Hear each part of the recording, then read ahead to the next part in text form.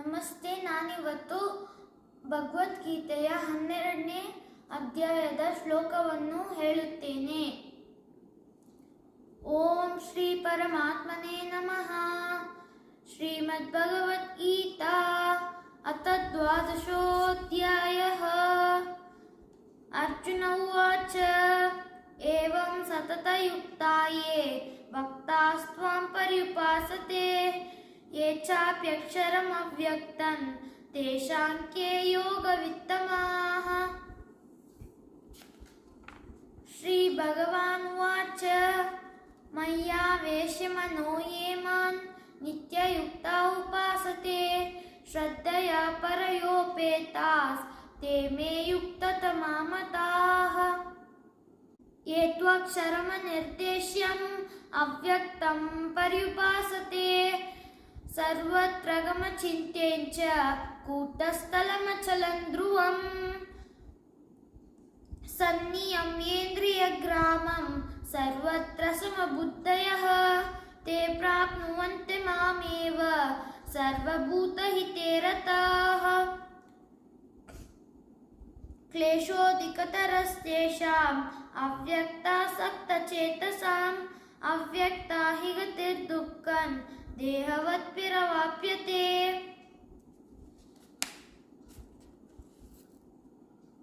ये तु सर्वाणि कर्माणि मयि सन्न्यस्य मत्पराः अनन्येनैव योगेन मां ध्यायन्त उपासते. अहं समुद्धर्त मृत्युसंसारसागरात् भवामि न चिरात् पार्थ मय्यावेशितचेतसाम् मय्येव मन आदत्स्व मयि बुद्धिं निवेशय निवसिष्यसि मय्येव अत ऊर्ध्वं न संशयः. अत चित्तं समादातुं न शक्नोषि मयि स्थिरम् अभ्यासयोगेन ततो मामिच्छाप्तुं धनञ्जय.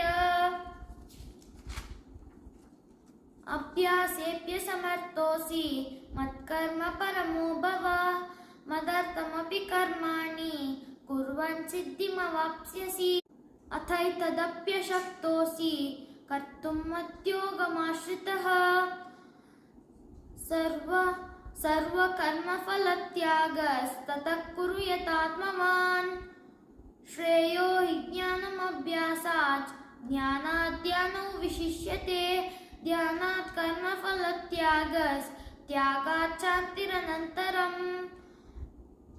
अद्वेष्टा सर्वभूतानां मैत्रः करुण एव च निर्ममो निरहङ्कारः समदुःखसुखक्षमे.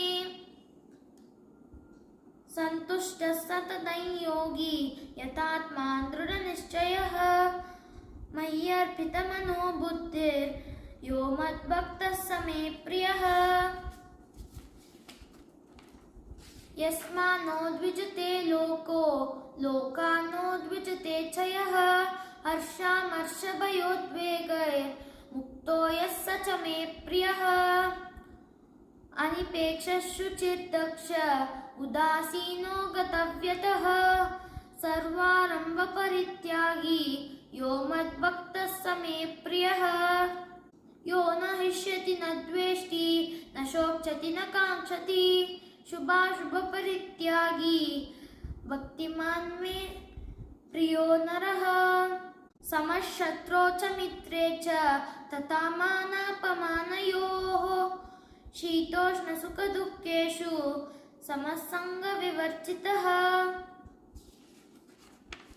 तुल्यनिन्दास्तुतिर्मौनी सन्तुष्टो येन केनचित् अनिकेतस्थिरमतिर् भक्तिमान् मे प्रियो नरः.